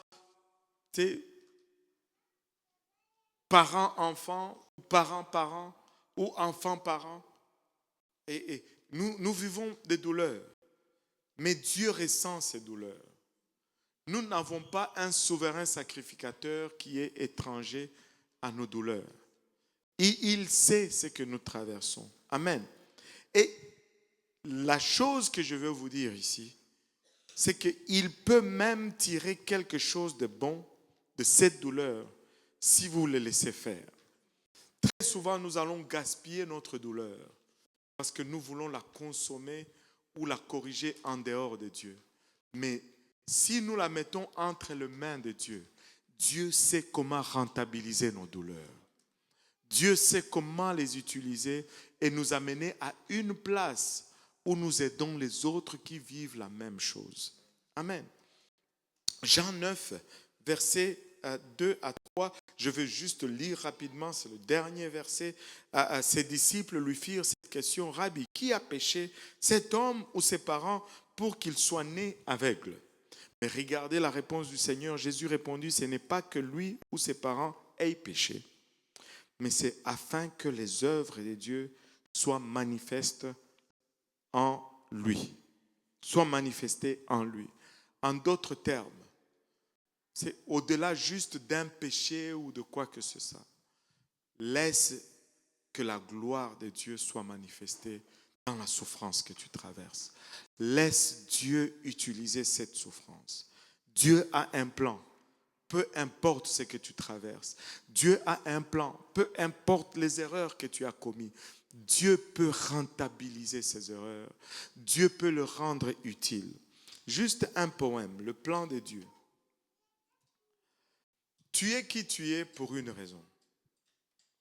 Tu fais partie d'un plan complexe. Tu es précieux. Une création unique, parfaite. Appelée la femme ou l'homme spécial de Dieu. Tu es unique. Tu ressembles à ce que tu ressembles pour une raison. Notre Dieu n'a point commis d'erreur. Il n'a pas commencé avec toi. Il t'a façonné dans le ventre de ta mère. Tu es exactement ce qu'il voulait créer. Tes parents sont ceux que Dieu a choisis. Peu importe ce que tu peux ressentir. Tu as été conçu sur mesure selon ses plans. Ta vie porte les sceaux du Maître. Les traumatismes que tu as vécus n'étaient pas faciles. Même Dieu lui-même a pleuré parce que cela t'a fait souffrir. Mais cela a été permis pour façonner ton cœur, afin que tu grandisses et que tu deviennes vraiment l'image de Dieu. Tu es qui tu es pour une raison. Tu as été formé par la verge du Maître. Et tu es qui tu es, bien-aimé, parce qu'il y a un Dieu. Et ce Dieu-là t'aime. Est-ce qu'on peut se lever tous ensemble?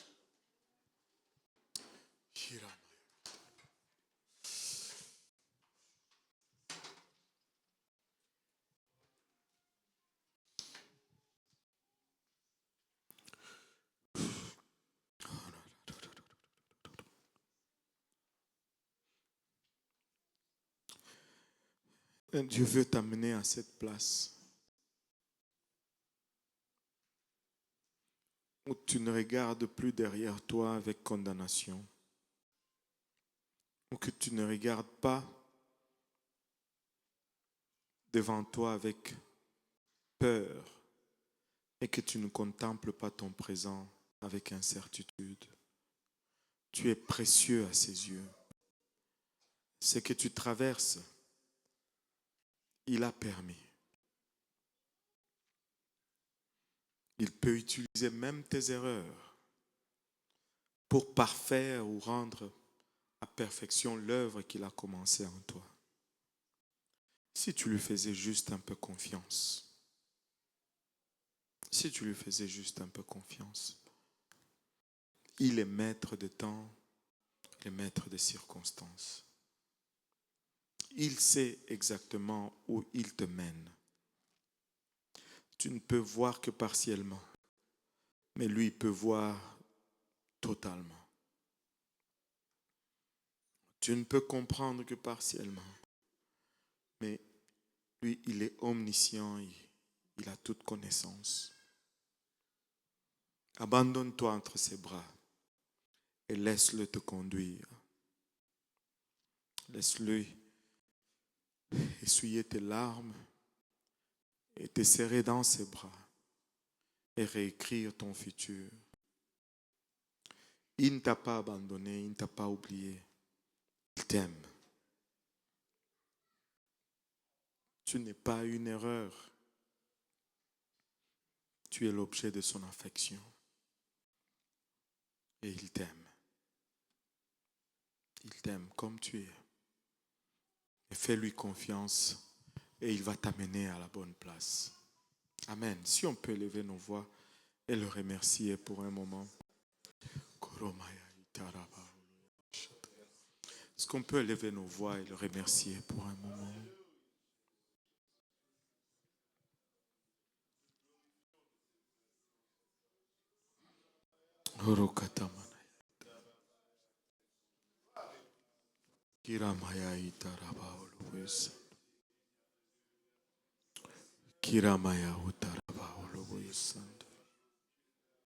Ouvre-lui ton cœur pour un moment, laisse-le travailler à l'intérieur de toi.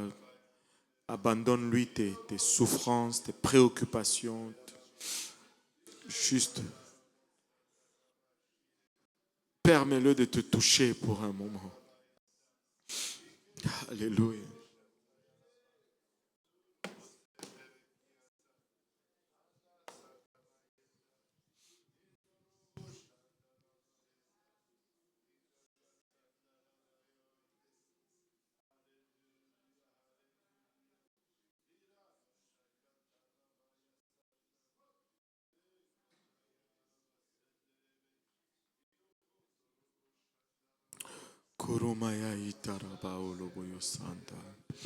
Alléluia. Ouvrons-lui notre cœur pour un moment, juste pour un moment.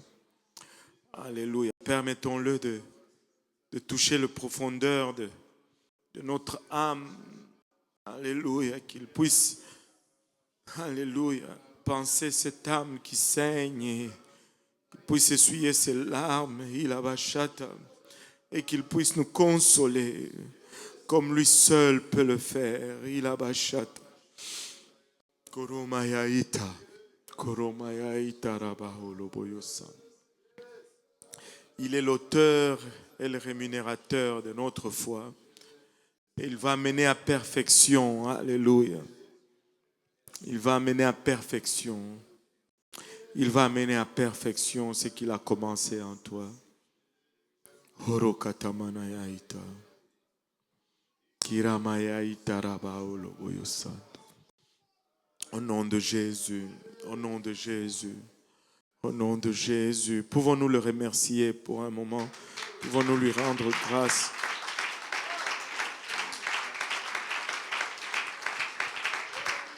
Alléluia. Il est digne de tout honneur, de tout louange, de toute gloire, de toute révérence. Alléluia. Kuromayaita.